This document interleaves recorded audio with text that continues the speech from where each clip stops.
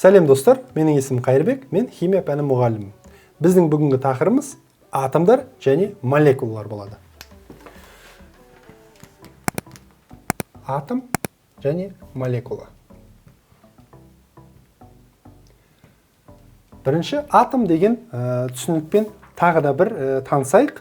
Біз өткен сабақтарда айтқан болатынбыз. Атом бұл химиялық реакцияға түсетін дененің ең кіші бөлігі. Яғни, біз денеге әртүрлі мысалдар келтірген болатынбыз. Мәселен, адам және адамның дене мүшелері, қол, аяқ, бас бұл дене болатын болса, қол неден тұрады?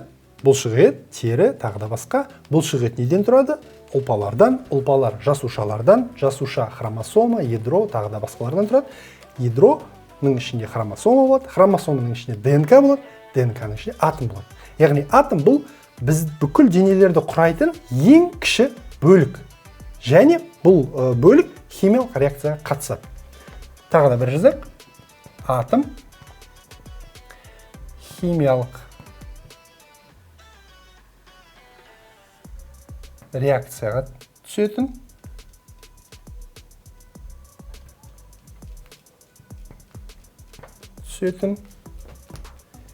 ең кіші дене бөлігі.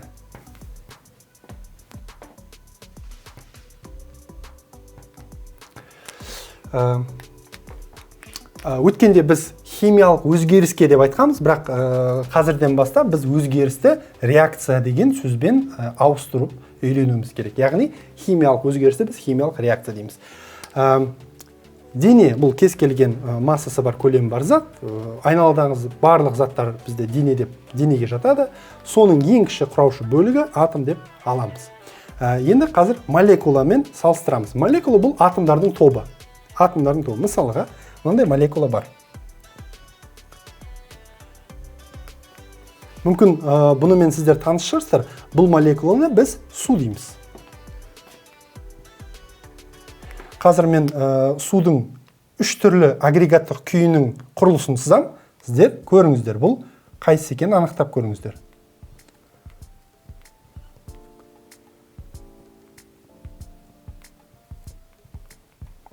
Мынау бірінші агрегаттық күй судың.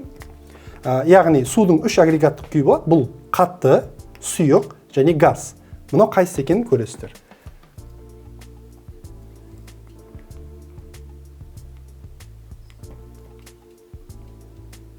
Мынау екінші агрегаттық күй. Келесі агрегаттық күйі.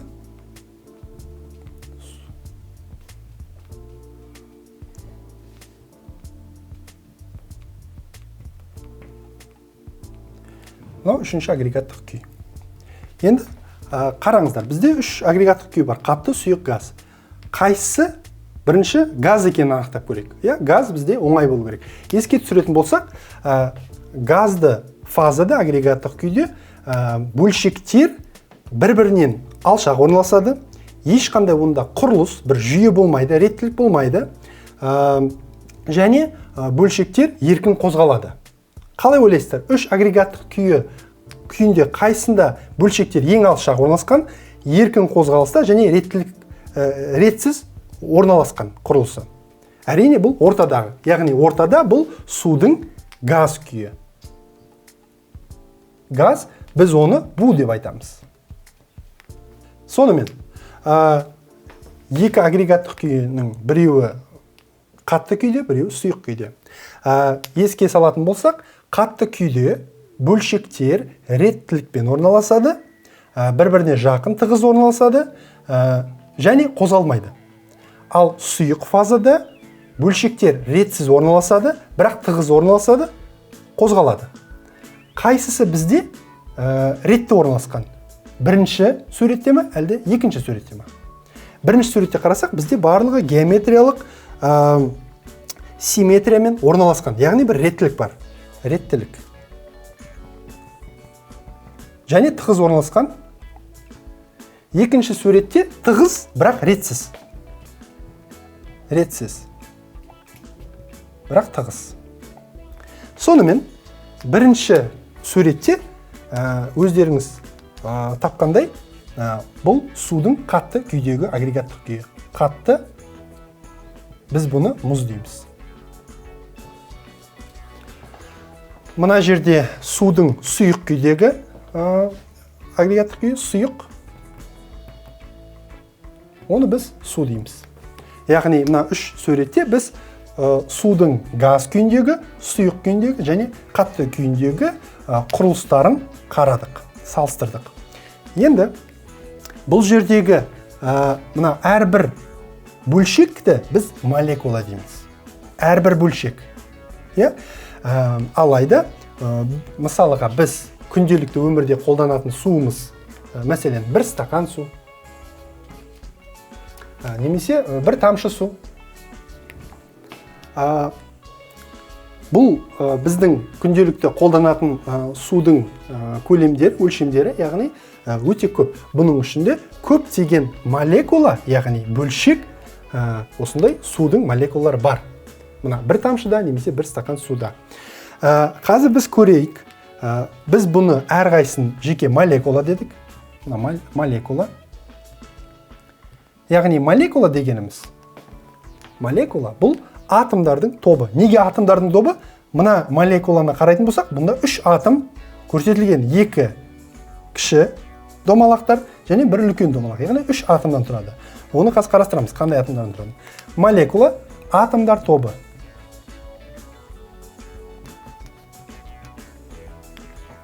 Енді біз бір тамшыда қанша осындай атом бар екенін болжап көрейік.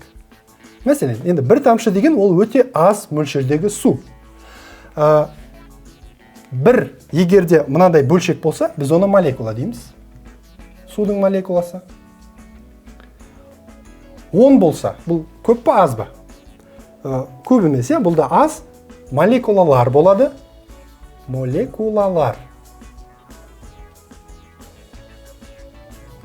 Бар. Аздаған молекулалар. 100 болса, бұл көбірек молекулалар болады. 1000 болса, бұл көп молекула деп айтуға болады. Көп молекула. Ал енді бір тамшыда қанша молекула деп ойлайсыздар? 10 ба, 100 ба, әлде 1000 ба? Жауабы бір тамшы суда шамамен, бұл нақты жауап емес, шамамен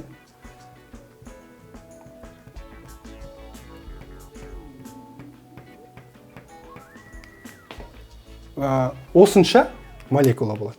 Яғни, өте үлкен мөлшерде осы су бөлшектерінің саны кездеседі екен. Бір тамшының ішінде. Ал бір стақанда одан да көп еселенеді.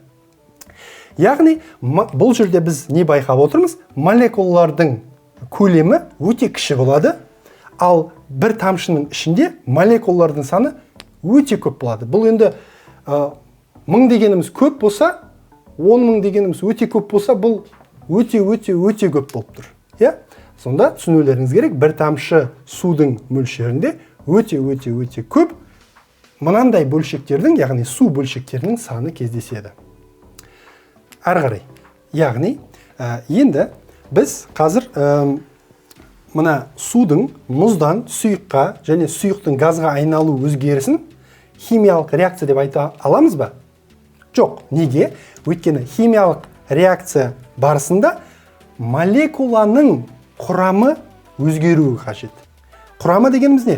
Оны құрайтын атомдардың түрлері және саны өзгеруі керек. Мысалыға, мұз күйінде мына молекула, судың молекуласы 2 кіші домалақтан және бір үлкен домалақтан тұрады. Ал сұйық күйінде де дәл сол молекуланың құрамы өзгерген жоқ. 2 кіші домалақ, бір үлкен домалақ. Бұл күйінде де бұл молекуланың құрамы өзгерген жоқ, 2 кіші, бір үлкен домалақ. Бірақ олардың фазалары өзгерді. Не себепті? Өйткені бөлшектер бір-бірінен ретсіз қозғала бастап, ара қашықтығы ұлғая бастады. Ал химиялық реакция дегеніміз не? Бұл жерде химиялық құрамы молекулалардың өзгеріске ұшырауы қажет. Қазір мен сіздерге бір химиялық реакция мысал келтіремін. Мәселен, бір ыдысқа су құйып, оған 2 электрод салсақ, электрод дегеніміз бұл тоқ өткізетін бір зат. 2 электрод саламыз. Ол электродтардың бір ұшын қарапайым батарейка аламыз. 1,5 вольттық. батарейка. Бір ұшын плюске, бір ұшын минуске жалғаймыз. Яғни батарейкаға қарасаңыздар, бір жағы плюс, бір жағы минус. Яғни минустан тоқ беріледі, ал плюстан тоқ кіреді. Мына жаққа минус десек, мына электродымызда бізде плюс болады, мына электродымыз бізде минус болады. Енді мына стақан ыдыстың ішінде бізде су бар. Яғни суды мен қазір бөлшек ретінде салайын. Міне судың молекулалары мынандай, мына жерде көрсетілген, міне. Мынаның ішінде сулар болады, су молекулалары көптеген. Енді бір тамшының ішінде мынанша бөлшек су болатын болса, ал бір стақанда одан көп. Бірақ мен оны сала алмайын барлығын сыйдырып, сондықтан сіздерге жай көрініс ретінде көрсетіп жатырмын. Мынаның іші барлығы су. Енді осы жерде мен қазір батарейканы жалғаған кезде батарейкадан тоқ беріледі электродтарға, электродтардан суға кетеді тоқ. Сол кезде су молекуласы реакцияға түседі, химиялық реакцияға түседі. Енді қазір соны бөлшектерде қандай өзгеріс болатынын жасап көрейін. Басында су мынандай күйде тұрады. Міне су. Яғни бірнеше су салайын мына жерге. Су күйінде мынанша көптеген сулар, молекулалар болады. Тоқты берген кезде химиялық реакция басталады, және мына молекулалардың құрамы өзгереді. Яғни мына бөлшектер ажырайды. Мына екі үлкен бөлшек бір-бірімен қосылады. Кішкентай бөлшектер бір-бірімен қосылады. Мына жерде 4 кіші бөлшек және 2 үлкен бөлшек, барын бәрі қосылып, нәтижесінде жаңа екі түрлі молекула пайда болады. Мынау және мынау. Мына молекуланың аты оттек, мына молекулалардың аты сутек. Әрбір, яғни бұл жерде құрамы сақталу керек. Әрбір екі молекула су реакцияға, химиялық реакцияға түскен кезде бізде екі жаңа сутек молекуласы және бір жаңа оттек молекуласы пайда болады. Бұл химиялық реакция. Не себепті мұздың суға айналу химиялық реакция емес, себебі молекуланың құрамы өзгерген жоқ. Және буға айналғанда да құрамы өзгерген жоқ. Бірақ суға біз электр тоғын жіберген кезде, онда мына су молекулаларының құрамы өзгеріп, бізде жаңа бір молекула пайда болды. Олар оттек және сутек. Сонымен, оқушылар, біз бүгін атом және молекула деген тақырыпқа кірдік. Бұнда атом бұл химиялық реакция қатысатын ең дененің кіші бөлігі екенін айттық. Сонымен қатар, молекула бұл атомдардың тобы, яғни бір қасиетке ие. Мына барлығы бірдей қасиеті және құрамы. Агрегаттық күй өзгерген кезде молекуланың құрамы өзгермейді, яғни ол өзгерісті біз химиялық реакция деп айтпаймыз. Алайда кейбір жағдайда біз көбірек энергия берген кезде, мына күйде көбірек энергия берген кезде су молекулаларының химиялық құрамы өзгеріп, бұл жерде химиялық реакция жүреді. Бұны біз химиялық реакция деп айтамыз. Сонымен, бүгінгі тақырыбымыз аяқталды. Сұрақтарыңыз болса, видеоның астына жазыңыздар, мен міндетті түрде жауап беремін. Сау болыңыздар.